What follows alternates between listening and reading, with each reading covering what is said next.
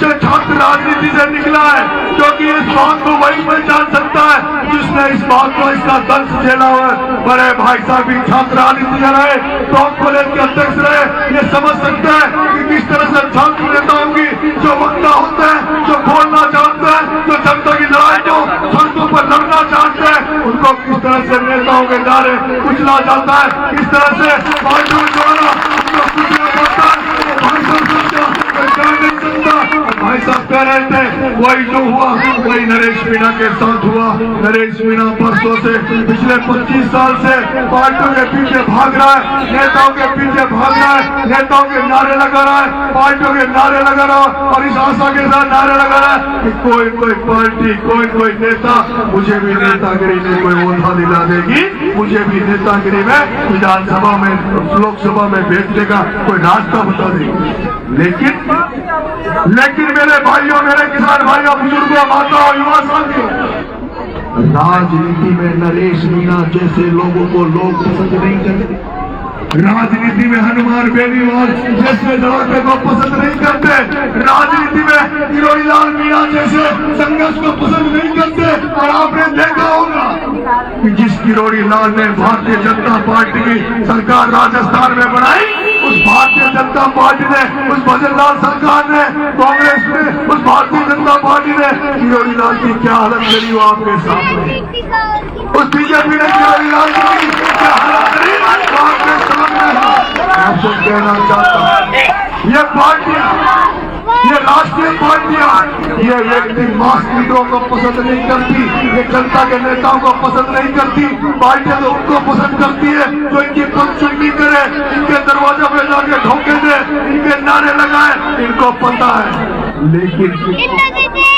लेकिन जिसको जनता चाहती हो, जिसको जनता जनार्दन चाहती हो, और जनता ये चाहती है कि जनता अगर जिस दिन नरेश मीणा किसी के आगे शीश झुका देगा, नरेश मीणा किसी दिन किसी नेता से समझौता कर लेगा, नरेश मीणा अपने पद प्राप्त करने के लिए, अपने स्वार्थ के लिए किसी के यहाँ गिरवी रख देगा, तो ये जनता यहाँ मौजूद नहीं रहेगी, ये जनता छोड़ भागेगी, ये जनता छोड़ भागेगी।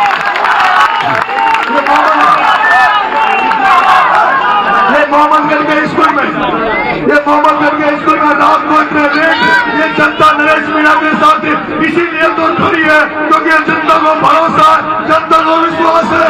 ये जो छोटे से लड़ाई लड़ी वो नरेश मीणा है, कोटा में ओम बिरला से लिया है, वो नरेश मीणा देवनी उड़ियाला में बैठा, वो धनानंद नरेश मीणा से लड़ लिया।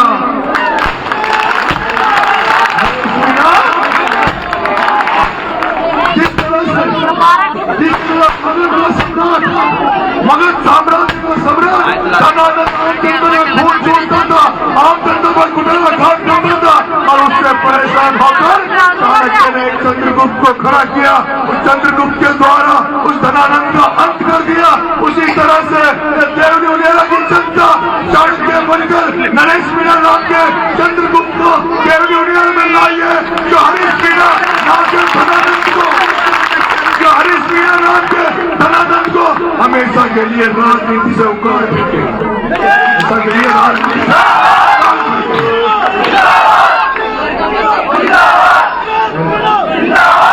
मेरे भाइयों, मेरे बुजुर्गों, मेरे भाइयों, मेरे बुजुर्गों, मेरे भाइयों, मेरे बुजुर्गों, सर्व समाज मुझे दे रही है और सर्व समाज तो मुझे आशीर्वाद दे रही है। लेकिन सबसे बड़ी बात मैं आपको एक बात बताना चाहता हूँ, जिस देवनी उड़ियाला में जातियों की राजनीति होती थी, जाति के नाम पे वोट मांगते थे, उस जाति के दलदल से ऊपर उठकर, उस जाति के दलदल से ऊपर उठकर, उस जाति के संकट से ऊपर उठकर, जेल से ऊपर उठकर देवनी उड़ियाला की सर्व समाज ने अब नरेश मीणा को एमएलए बनाने के लिए ठान लिया है। और सबसे बड़ी बात तो यह है, सबसे बड़ी बात तो यह है कि बीजेपी का कैंडिडेट गुर्जर समाज का हो सकता है। भारतीय जनता पार्टी का कैंडिडेट राजेंद्र गुर्जर बीजेपी से कैंडिडेट गुर्जर समाज का हो सकता है, लेकिन वो गुर्जर समाज, आज मैं जब गांव में घूम रहा था वकील साहब, तो मुझे गुर्जर समाज घोड़ी पर बिठा रहा था, मुझे मालाएं पहना रहा था, और गुर्जर समाज कह रहा था कि हम लोग उस राजेंद्र को वोट नहीं देंगे। गुर्जर समाज कह रहा था हम उस राजेंद्र को वोट नहीं देंगे जिसने कर्नल किरोड़ी लाल फैसला की लाल पगड़ी का अपमान किया। कर्नल किरोड़ी लाल फैसला किया जिसने इस राजेंद्र को वोट गुर्जर समाज कभी नहीं देगा। इसने कर्नल फैसला के बेटे विजय फैसला को चुनाव हरवाकर इस हरीश मीणा को जिताया था। उसको गुर्जर समाज किसी भी सूरत में उस राजेंद्र को वोट नहीं देगा। गुर्जर समाज कह रहा है, जोर जोर से कह रहा है, सोशल मीडिया में कह रहा है, धरातल में कह रहा है, गुर्जर समाज कह रहा है हम उस नरेश मीणा को वोट देंगे जो सचिन पायलट के साथ खड़ा रहा। गुर्जर समाज कह रहा है हम उस नरेश मीणा को वोट देंगे तो सचिन पायलट के साथ खड़ा रहा। गुर्जर समाज कह रहा है हम उस नरेश मीणा को वोट देंगे जिसने संकट के समय प्रहलाद मुंजल का छोटा भाई बनकर कोटा में प्रहलाद मुंजल का साथ दिया। और ये तो उसकी बात हुई क्योंकि गुर्जर समाज कैंडिडेट है, उसकी बात मैं आपके सामने रख रहा हूँ। लेकिन बाकी सर्व समाज, डाकर समाज, माली समाज, हीर समाज, ब्राह्मण समाज, वैश्य समाज, माइनॉरिटी, एससी में देख रहा हूँ, स्कूल प्रांगण में देख रहा हूँ, सब बुजुर्गों का आशीर्वाद। मैं आपसे वकील साहब क्या हो गए? वकील साहब ये तो 13 तारीख को नरेश मीणा के पक्ष में बहुमत में मतदान होगा। लोग 100% वोटिंग करेंगे।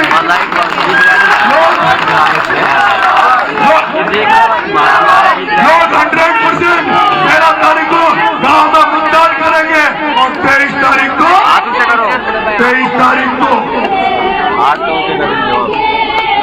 इनको रोको भैया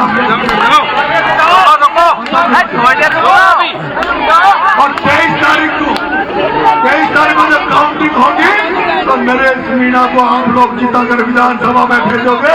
ये बात तो तय हो चुकी है, लेकिन मेरी भी जिम्मेदारी बनती है कि मैं आपसे वोट तो मांग रहा हूँ, लेकिन मैं एमएलए बन गया तो आपके लिए क्या करूँगा? मैं एमएलए बन गया तो आपके लिए क्या करूँगा? तो मैं कहना चाहता हूँ है मेरे मोहम्मदगढ़ की जनता, आपने एक मांग मेरे सामने रखी और वो मांग ये है कि आपकी पंचायत को बुनियादा से तोड़ के नगर वोट में डाल दिया गया।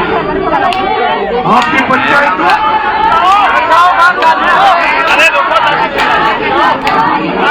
अरे माता जी बहनों जाओ, उनको भी वोट डाले, वोट नाचेंगे, कूदेंगे, गाएंगे।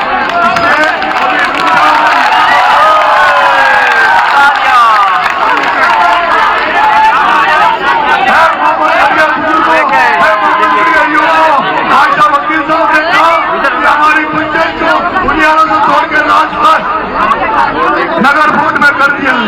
मैं आपसे कहना चाहता हूँ सर्व समाज के बीच में उपस्थित होकर नरेश मीणा आपसे वादा करता है क्योंकि सरकार तो बीजेपी की रहेगी, मैं विपक्ष में रहूंगा, सरकार बीजेपी की रहेगी। लेकिन जिस तरह से आज आपने मेरा स्वागत किया, उसी तरह से एमएलए बनने के बाद हम आसपास की जनता जनार्दन को लेंगे। ये जो देवलिया में जितनी भी समस्या है, चाहे वो भ्रष्टाचार की समस्या हो, थानों में लोगों को लूटा जाता है, तहसील में नकल के नाम पर, जमाबंदी के नाम पर,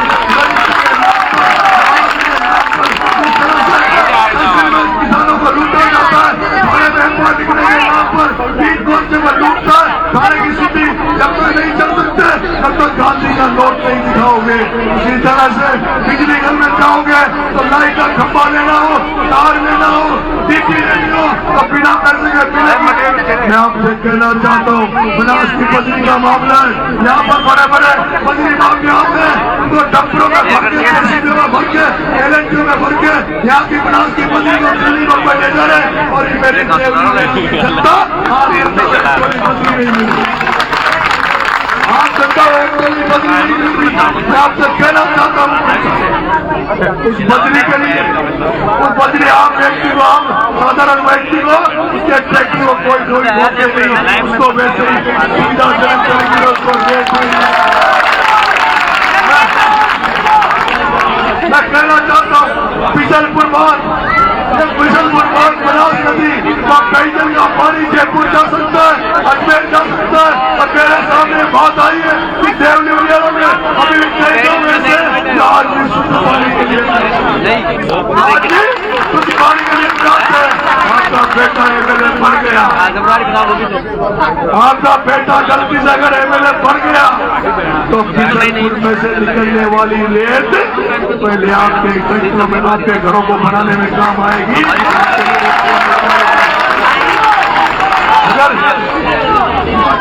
अगर नरेश मीणा एमएलए बन गया तो बिशनपुर का जो पानी जयपुर जो नहर बनेगी, जेल बननी चाहिए, हमारे खेतों में पानी आना चाहिए। लेकिन उस नहर में जो किसानों की जमीन जाएगी, उस नहर में जो किसानों की जमीन जाएगी, उस नहर में जो मकान टूटेंगे, उस नहर में आने वाले जो पेड़ कटेंगे, उन सबका सरकार को पहले मुआवजा देना पड़ेगा किसानों को, उसके बाद। और मैं कहना चाहता हूँ मेरे एमएलए बनने के बाद किसी तहसील में, किसी थाने में, किसी बिजली घर में अगर किसी अधिकारी ने, किसी कर्मचारी ने, अगर किसी किसान से, किसी आम व्यक्ति से, किसी आम व्यक्ति से अगर भ्रष्टाचार किया, किसी ने रिश्वत ले ली तो उसका काला मुंह करके गधे में बिठा के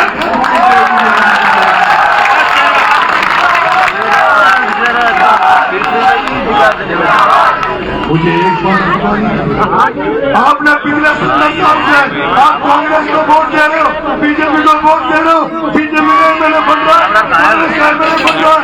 मैं तो केवल 4 साल के लिए आपसे वोट मांगने आया हूँ, बिना पार्टी का आया हूँ। जब मुझे मेरा कोई धनी थोड़ी नहीं था, मेरा निराश हो रहा था, वो सारी आशाएं टूट गई थी, तो हारे के सहारे बाबा खाटू श्याम के दरबार में गया। बाबा खाटू श्याम से हमारे के सारे बाबा खाटू श्याम के दरबार में गया, वहाँ अर्जी लगा के आया और मुझे फिर मैंने काम किए। ये है हारे के सहारे, जो किसी का उसका मन टूट जाए तो कमजोर हो जाए, उसका तो तू ही सहारा है, अब तो तू ही मेरा सहारा है। और बाबा श्याम मेरे पे भी कृपा करो, मुझे टिकट दिलाओ और मुझे एमएलए बनाओ। और मैं कह के आया था कि बाबा श्याम अगर मैं एमएलए बन जाऊंगा तो जहाँ काउंटिंग होगी वहाँ से पैदल नंगे पैर आपके दरबार में आऊंगा।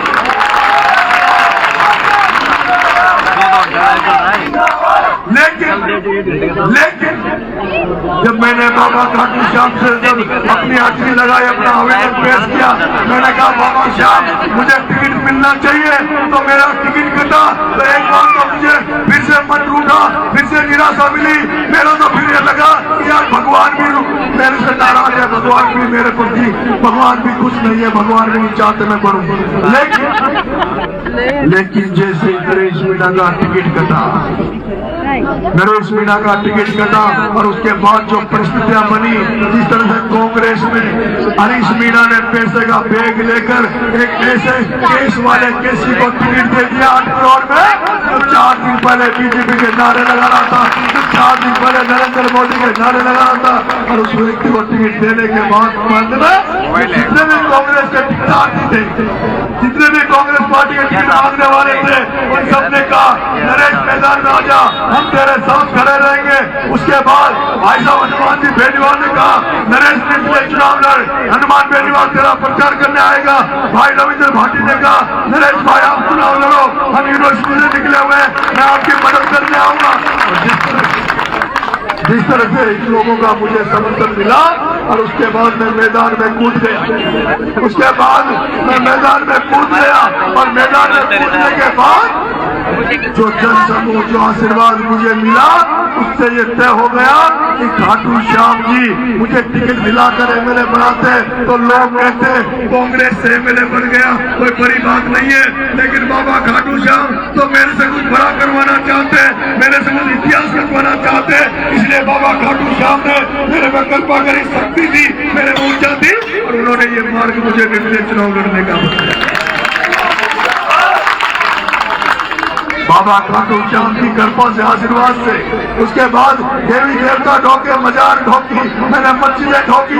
हर धर्म को मैं मानने वाला व्यक्ति हूँ, सामाजिक सद्भाव में विश्वास रखता हूँ, और मैं वो व्यक्ति हूँ जो, क्योंकि ये 5 अंगुलियां हैं, ये 5 अंगुलियां हैं, ये हिंदू है, ये मुसलमान है, ये सिख है, ये पंजाबी है, ये बौद्ध है। अगर इन 5 अंगुलियों को, अगर इसमें से हिंदू को काट दोगे तो 4 अंगुलियां आधी रह जाएगी, इसमें से मुसलमान को काट दोगे तो 4 अंगुलियां रह जाएगी। ये जब तक 5 अंगुलियां एक साथ है, ये 5 अंगुलियां जब तक मुक्ति है, तब तक ये भारत का होम है, भारत का है। इसलिए मैं सभी धर्मों में विश्वास करता हूँ, सभी धर्मों का सम्मान करता हूँ, और सभी धर्मों में आस्था रखता हूँ। और जिस तरह से मैंने देवी देवता ढोकने के बाद आप सबके बीच में आया हूँ, मैंने नंगे पैर हूँ, मैंने उकलाना के देववर महाराज के अपने जूते त्याग दिए, और अब मैं अगर चुनाव जीता आपके आशीर्वाद से, तो सबसे पहले मैं टोंक से सीधा खाटू श्याम जी पैदल जाऊंगा, सीधा टोंक से खाटू श्याम जी पैदल जाऊंगा। और मैंने एक बात और निवेदन करना चाहता हूँ, अभी मैंने रानीपुरा में एक प्रण और दिया कि विधानसभा में जब तक नहीं पहुंचूंगा तब तक साफा नहीं बांधूंगा, जब तक विधानसभा में नहीं पहुंचूंगा तब तक साफा नहीं बांधूंगा। तो इसलिए नहीं बांधूंगा, इसलिए नहीं बांधूंगा, ये जो है मेरे बार बार मुझे याद दिलाता रहेगा कि आपने प्रण लिया है, मैं उसी तरह से मेहनत करता रहूंगा, कभी झुकूंगा नहीं, कभी झुकूंगा नहीं, चुनाव करेगा।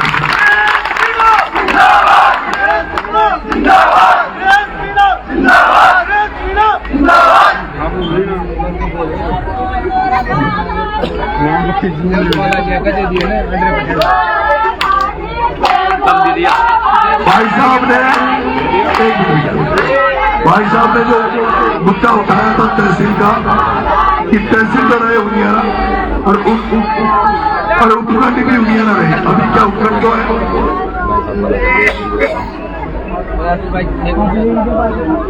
दोनों उल्टी कर वापिस बुनियादा होनी चाहिए। मैंने आपसे क्या निवेदन किया, एमएलए बनने के बाद मेरे पास बहुत सारे मुद्दे हैं, कितने, बहुत सारे मुद्दे हैं। पूरी देवनी बुनियादा को इकट्ठा करें, 1-2 लाख आदमी इकट्ठा करेंगे। एमएलए बनने के बाद अगर वो सरकार में एमएलए है, एमएलए करवा ले, लेकिन अगर वो विपक्ष में एमएलए है तो विपक्ष का एमएलए के साथ में जनता का आशीर्वाद बहुत जरूरी है, जनता का साथ होना बहुत जरूरी है। इसलिए मैं कहना चाहता हूँ आपसे, नरेश मीणा लड़ने में, संघर्ष करने में, आंदोलन करने में कोई कसर नहीं छोड़ेगा। जहाँ आप खड़े रहोगे वही नरेश मीणा खड़ा रहेगा, जहाँ मुझे नहीं चलोगे वही नरेश मीणा जाएगा। अगर आप कह दोगे कि आप मेरे साथ आपके अनशन में बैठो तो मैं अनशन में बैठूंगा, आप कहोगे कि लाखों लोगों को लेके विधानसभा में चलो तो विधानसभा में वो ये सब जाएगा, आपको निराश